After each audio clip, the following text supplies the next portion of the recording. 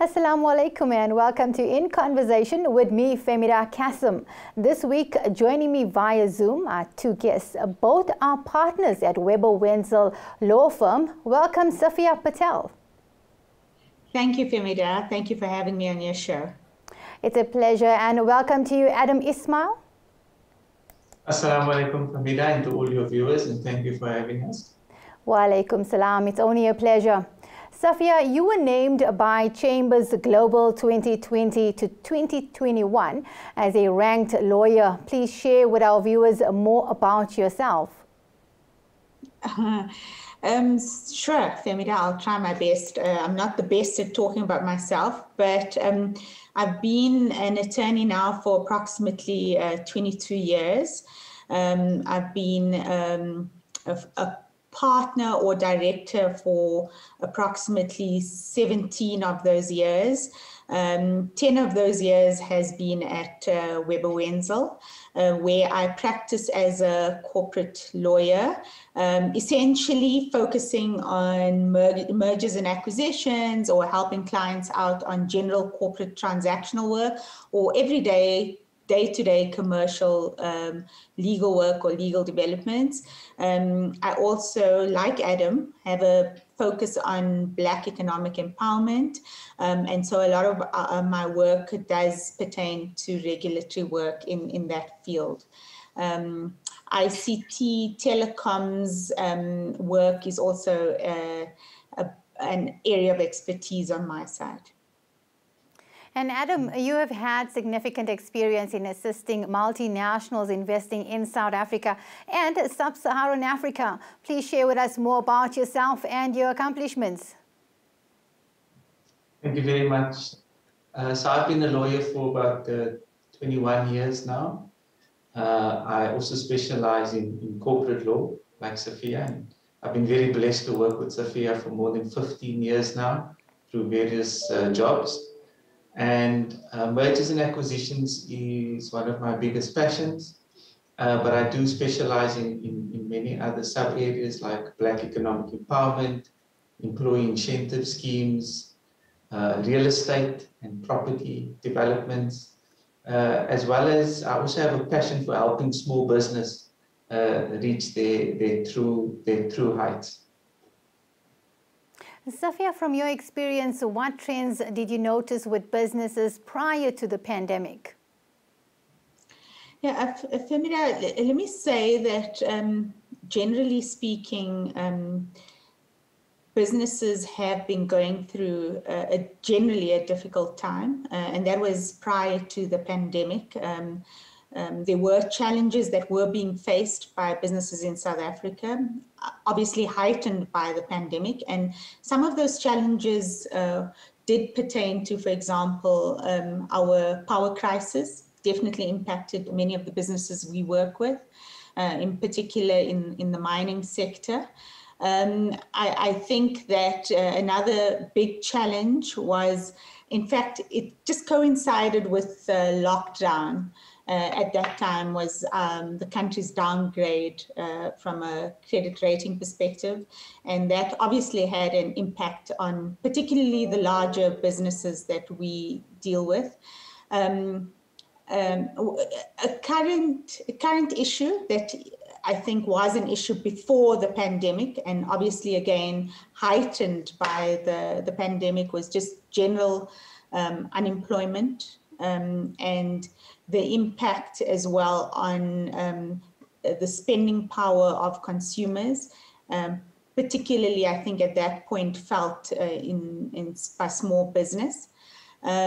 So the pandemic came at a time when there were definitely challenges that were being faced by business in South Africa generally, and a point in time when business confidence was not necessarily at its highest. FEMIDA. Safiyya, which sectors were positively and negatively impacted by COVID? Yeah, FEMIDA, I think that the sectors that saw opportunity and took advantage of. Perhaps let me restart my answer on that score. Maybe I should start with those that experience challenges based on our experience with companies that we work with, and then go on to those that took advantage of opportunities. I think the sectors that were probably hardest hit were retail, particularly during the hard lockdown. Insurance businesses were negatively impacted for obvious reasons, and they've had to deal with a number of legal challenges and legal issues as well. I think my experience, small business was definitely impacted. Businesses in the tourism industry, businesses in the aviation sector, and we had the misfortune of having advised creditors in the aviation sector, unfortunately, that were impacted by the likes of SAA in business rescue, ComAir in business rescue. So I think those generally were the sectors that were hardest hit. Those that probably saw opportunity and took advantage of opportunity during the pandemic, and in fact came out quite resilient through this process, I think included companies that were operating in the ICT sector, and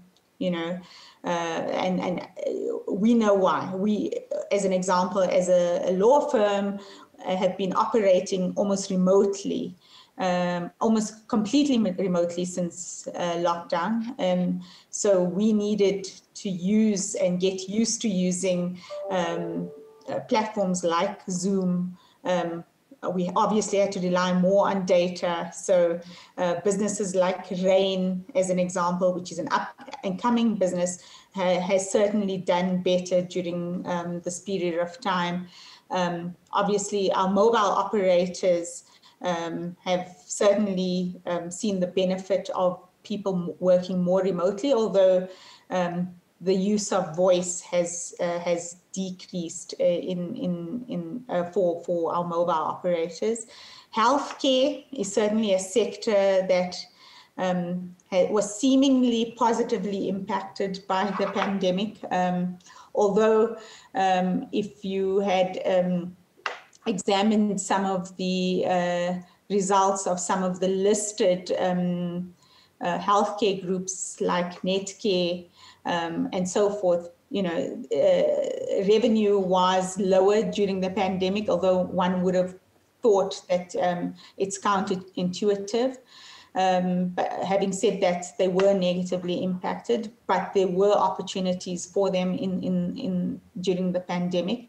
And I would say new upstarts in the ICT scenario have certainly utilized this as an opportunity to gain business share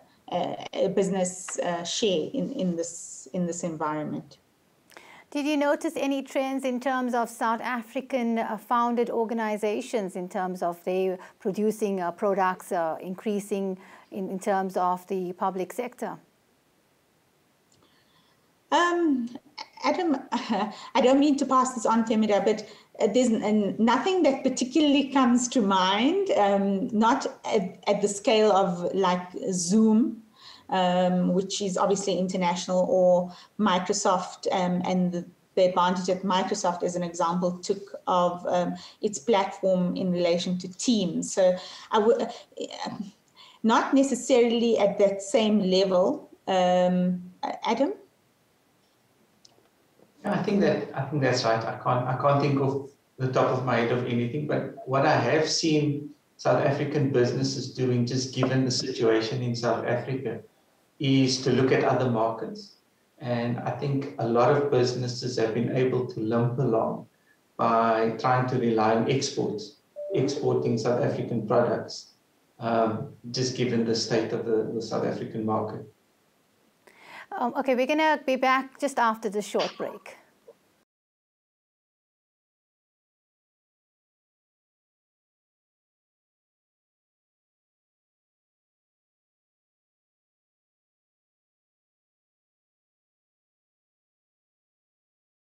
Welcome back. Joining me via Zoom is Safiyya Patel and Adam Ismail, both partners at Weber Wenzel Law Firm. They're going to be talking to us more about businesses and the effect of the pandemic on businesses.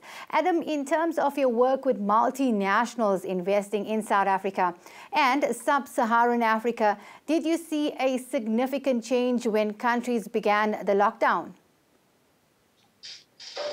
FEMIDA, so, by way of background, is the South African economic situation is very complicated if you set it aside from the pandemic. There's so many factors that affected South Africa over the last 20 years to bring us to where we are right now that you can't look at the pandemic in isolation as a sole deciding factor on where we are. There's the history of our pre-democracy era. There's the collapse of the Far East markets in the early 2000s. There's the burst of the subprime crisis and the subprime crisis in late 2008, and just a general slowdown that South Africa has endured over the last decade. Coupled onto that, the political crisis that we found ourselves in under the rule of the previous president. That at the beginning of the pandemic, we were in quite a bad space. Economic growth was growing at the snail's pace. We were looking at 1.5% growth and hoping that we'd hit that to look as a positive signal, far away from the 5, 6, or even 10% that developing economies are looking at. And when the pandemic hit, the thing that surprises me the most is just given the position that we were in, how well South Africa as a country under the leadership of President Cyril Ramaphosa has weathered the storm. It could have been far, far worse. And I would say to you that I only see a very thin sliver of what's happening in South Africa through my practice and my clients and investment into South Africa and out of South Africa. And I can say to you that I think there was an initial slowdown from March till about June last year when everyone was trying to figure out what happened. But once we found our feet and realized that it actually is still business as usual, things returned almost back to normal in sort of the thin sliver of the world that I work in. And investments was happening into South Africa. People wanted to know what South Africa, Southern Africa, and Africa as an investment destination looked like, because there are so many opportunities on the continent. Interest keeps on going, and if I had to do a spot check today compared to 2 years ago, you wouldn't expect that there was a pandemic in between. That's very interesting. And Safiyya, what guidance can you give our viewers who are faced with the option of wanting to be self-employed? When you talk about being self-employed, FEMIDA, I assume you're talking about people, entrepreneurs, yes, basically. Definitely. Starting a new business. And FEMIDA, I would say that somebody, in fact, just mentioned it to me on a call just prior to this. It was somebody that just started a new business, in fact. They said that they were inspired by a tweet that they had seen by another entrepreneur that they had admired, which got them going and started up their business, which was never lose an opportunity to take advantage of a crisis, because there's opportunity with every crisis.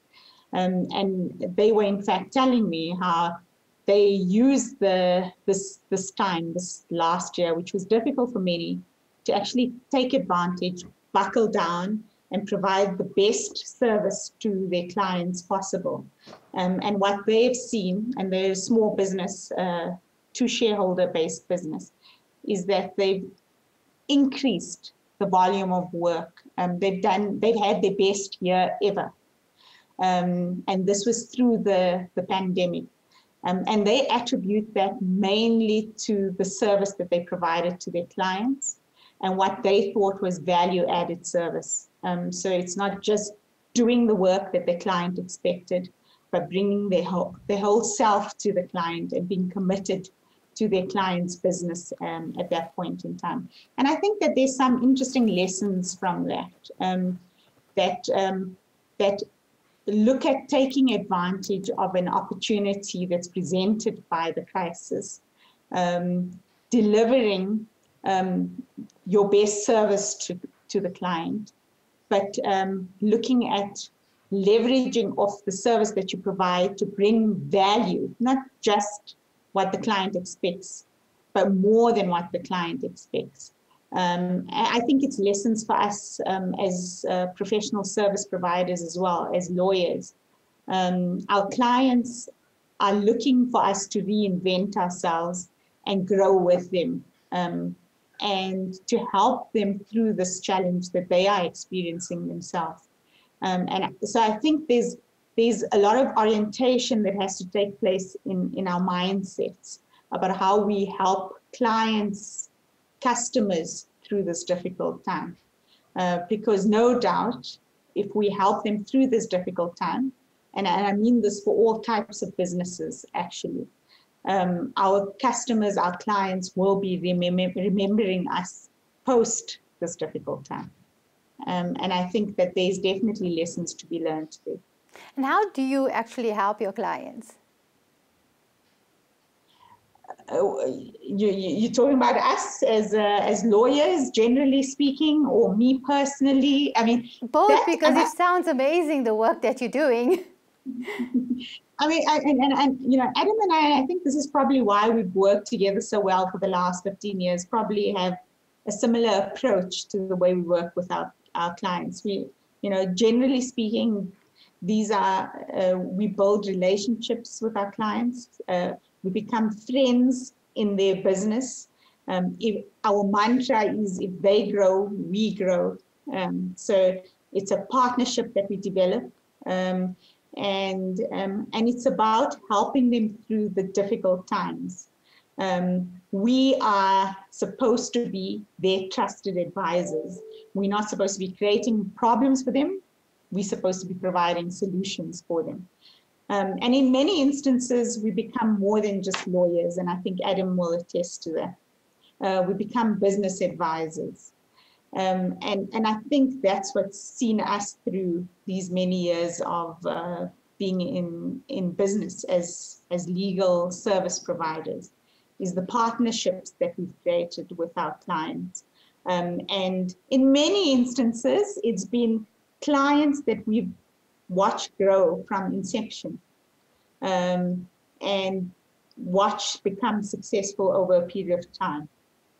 Adam, I'm sure you've got a lot more to add on this. Okay, we're going to be back just after this break with more information from Adam on how he personally goes beyond the call of duty and helps businesses out there.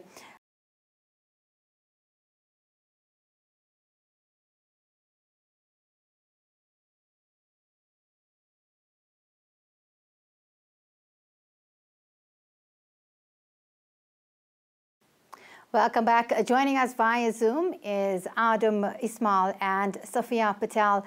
Adam, can you tell us, often people opt to take a voluntary retrenchment and start one's own business. Can you tell us what would you advise to people? I know you're going beyond the call of duty.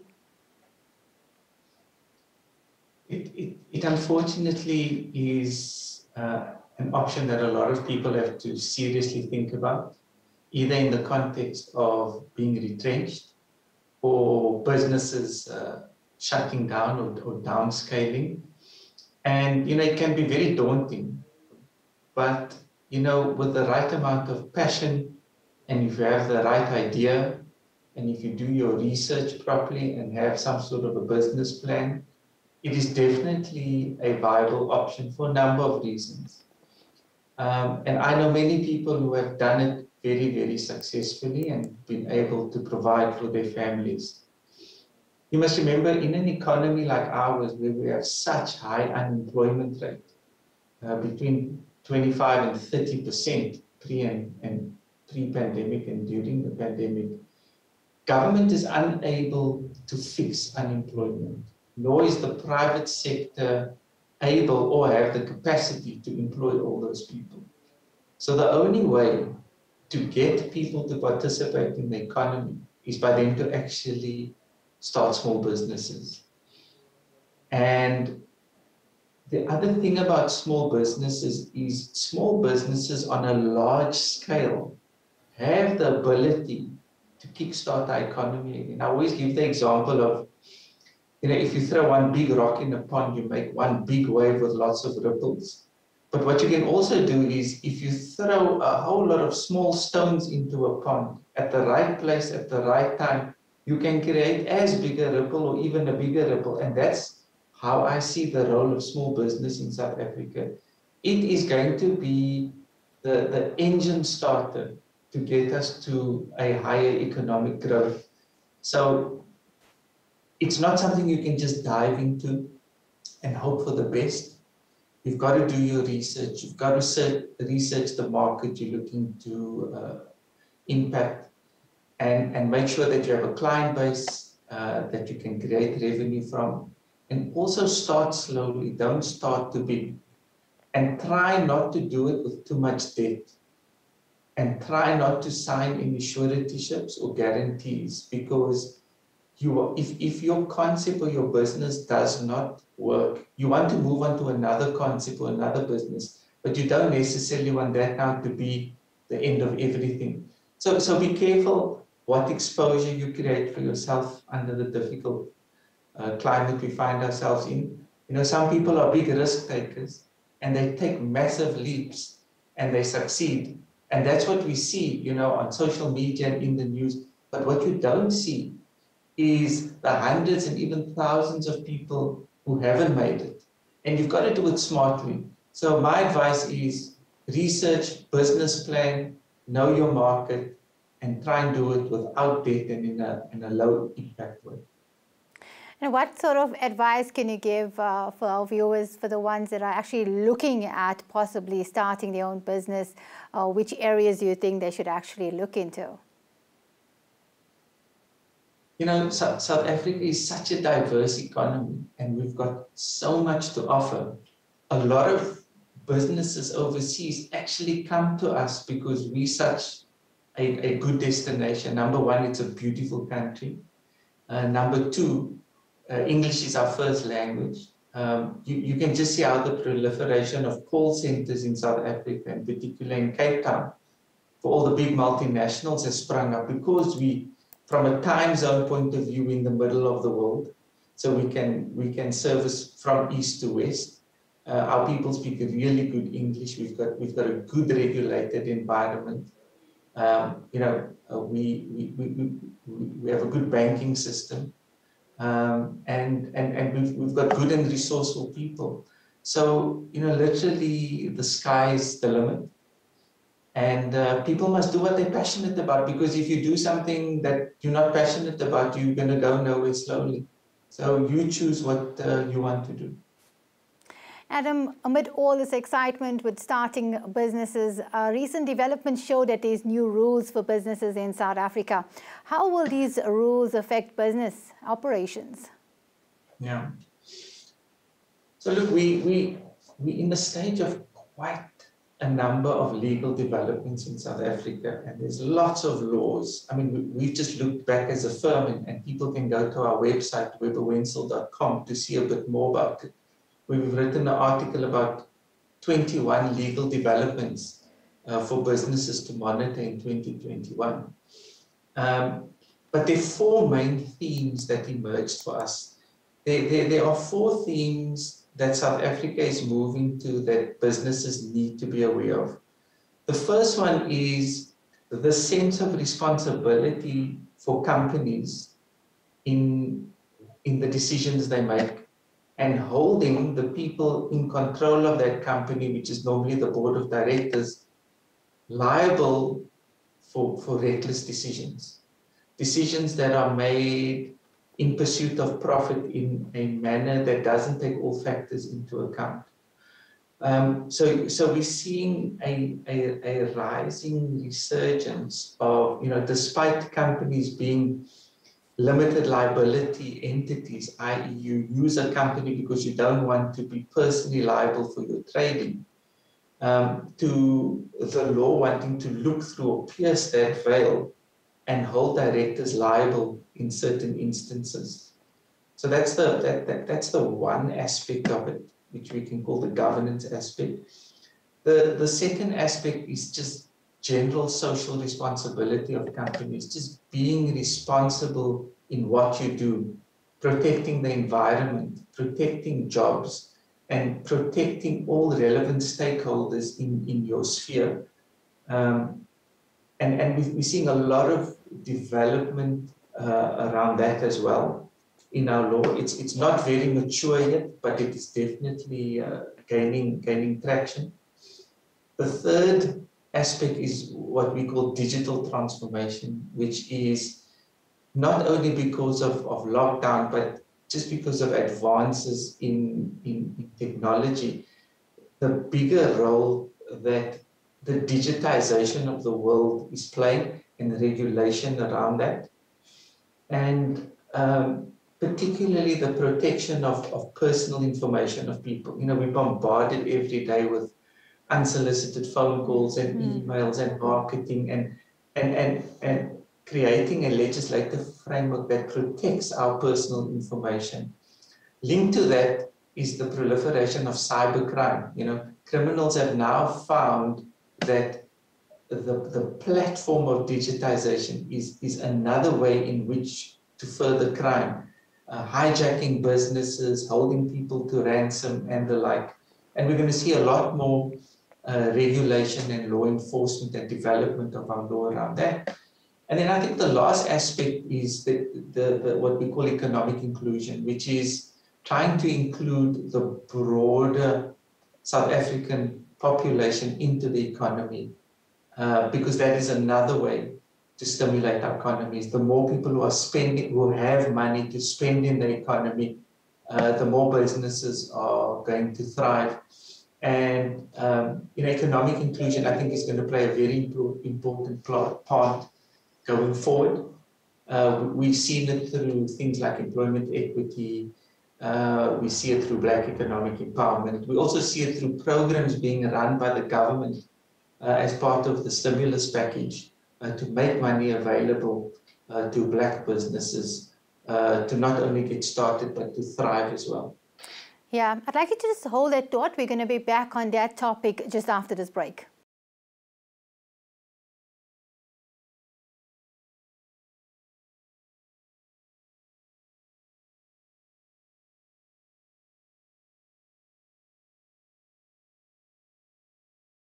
Welcome back. Joining me via Zoom is Safiyya Patel and Adam Ismail, both partners at Webber Wenzel Law Firm. We were talking about the impact that legal developments can have on businesses. Safiyya, can you share with me how people can actually come out of this? Yeah. FEMIDA, I personally have a view that legal developments don't necessarily create obstacles. It's about how businesses find creative ways of looking at these obstacles as challenges and perhaps turning those challenges into opportunities. And part of that would be to plan for these developments that Adam has given a good summary of. And I would say, for example, on the privacy of information development, POPI, or the Protection of Personal Information Act, will be taking effect at the end of June. By now, if they haven't, companies should be examining, or businesses should be examining what their policies are as it pertains to personal information. what are the opportunities, you might say, in relation to that? I would say that from a business perspective, this could very well be the trigger for businesses to be thinking about how, for example, to transform their businesses, which are bricks and mortar, into online businesses, because that certainly is a potential trigger.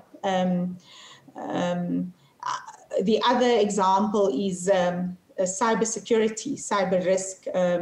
That we've got a cyber bill that could take or could become effective anytime during the course of this year or next year. I think, by the way, that's a gap in the market for businesses or new businesses, because we certainly require more consultants in that space. But businesses should certainly be planning for and strategizing around how to deal with cybersecurity. And then on, Adam touched on economic inclusion. I think that's a very important point, particularly for small businesses. Key to this would be looking at and, for example, examining supply chains of a business to understand how those supply chains interact with your business, and potentially creating incentives for your business in relation to your supply chains as it relates to job creation. And just through that, contributing to the economy beyond your own business. And I think that's key to the other factor that, or the other theme that Adam also touched on, which is ESG, or social and governance issues. Looking at how your business is not just impacting your employees, your stakeholders, but going beyond your business. And that becomes a driver to the economy at large. Adam, what's your viewpoint on this? Laws ever evolving. I know business does see some legal developments as impediments, but I think what businesses must keep in mind is South Africa remains a destination of choice on the African continent for investment, and remains stable through economic crisis because it is so well regulated. People come to us because they feel safe here. And these developments and these laws are all in line with international developments and standards. And the closer we as South Africa can keep up with where the world is moving, we will remain relevant. And there is obviously a cost to businesses with all this regulation. But that must be part of your planning. You've got to build these costs into your annual plans. Don't let these laws come and catch you by surprise. Try and keep up with developments, plan, and in planning there can also be cost savings in complying with these laws. So you've got to have a positive perspective to this. Once something is a law, it's a law. You're going to have to comply with it. No matter how much you complain about it to stamp your feet, you're going to have to still comply. So embrace it and make it part of the solution. And Adam, from your experience, have other countries in sub-Saharan Africa also applied such legal developments? So it's very different because in the sub-Saharan South Africa, the basis of the law in various areas is different. So for instance, we're based on Roman Dutch law. There are areas that are based on French law. There's the Lusophone countries, which is based on other European laws. So it's very much a mix mash of compliance. There is this general acceptance of global principles that sort of permeate the whole of sub-Saharan Africa. But for instance, when we do foreign investment into Africa, a large multinational will buy a company that trades in 15 African countries. And what we would have to do is we'd have to go and engage legal counsel, auditors, and other experts in each country to tell us what is needed in that particular country so that we can go back to our multinational client and give them the whole picture. And the risks differ. They differ from country to country. There's no template that you can follow. I mean, the other issue is the risk factors in certain countries are higher than others. Some countries are very high up on the corruption index, or their laws are not so developed, or they're run by dictatorships and the like. And often the high risk countries offer high reward, but with that high risk as well. And we as South Africa, I mean, we want to become a moderate destination. We want to be a destination that is a safe investment hub, almost a sure thing. And I think that we definitely playing in the right space on the African continent. And Safiyya, have you seen Section 21 businesses or non-profit businesses affected the most during the pandemic? Non-profit companies have not escaped the pandemic lightly, particularly because they are reliant on donor funding. And what the pandemic meant was that donors started prioritizing their funding to different areas. And so many non-profit companies that would not have been considered to be key in, for example, alleviating the impact of the pandemic. So, for example, non-profit companies say that are located in the health sector, as an example, might not have received the funding that they would otherwise have received. So it definitely has had an adverse impact, unfortunately, on many non-profit companies and civil society generally. But having said that, there were others that were able to attract funding that would not have previously been provided to them or granted to them. Yeah.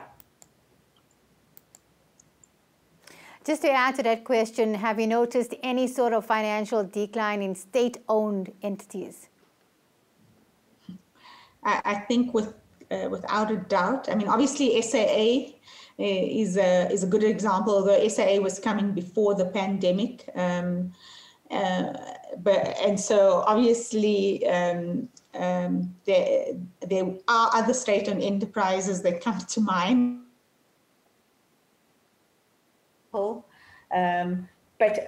again, Denel, another one. These are all examples of state-owned companies that were impacted by other factors.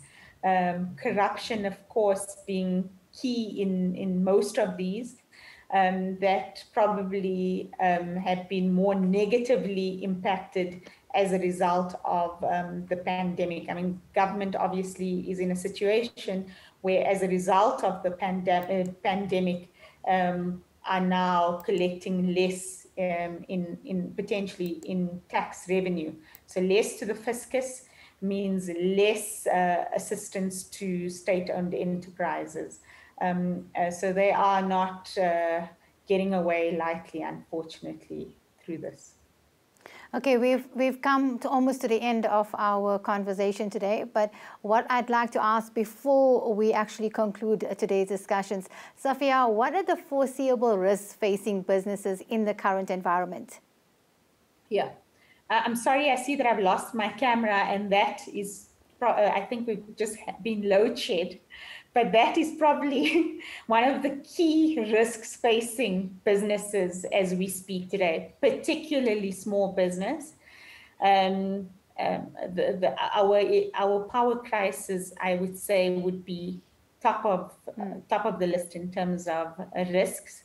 I would put second in that list governance, particularly in relation to Okay, we're losing Safiyya there. So, Safiyya, we're losing communications probably because of the load shedding on your side. Adam, do you have any information you can share with us with foreseeable risks facing businesses in the current environment? So I maybe want to flip that question on its head, and maybe just as a reminder to myself, but also to all the viewers, two very important points we mustn't lose sight of in this discussion. The first one is this pandemic has come from Allah subhanahu wa ta'ala, and what Allah has ordained for us, we don't know why. You know, whether it's good or bad that we receive, we must always say Alhamdulillah. And secondly is also to just remember where your rizq comes from. It comes from the Almighty. You must make the effort. But no amount of effort by you or anyone else will add to the rizq that Allah subhanahu wa ta'ala has ordained for you, or for that matter, take it away from you. And I think that is something that we must always keep in mind in these discussions. Thank you so much, Adam and Safiyya, for joining us. Inshallah, we hope we can have you all in studio one day, or inshallah, we'll continue with another Zoom interview. Thank you very much. Thank you for joining us. We heard from Safiyya and Adam today about businesses and the opportunities out there.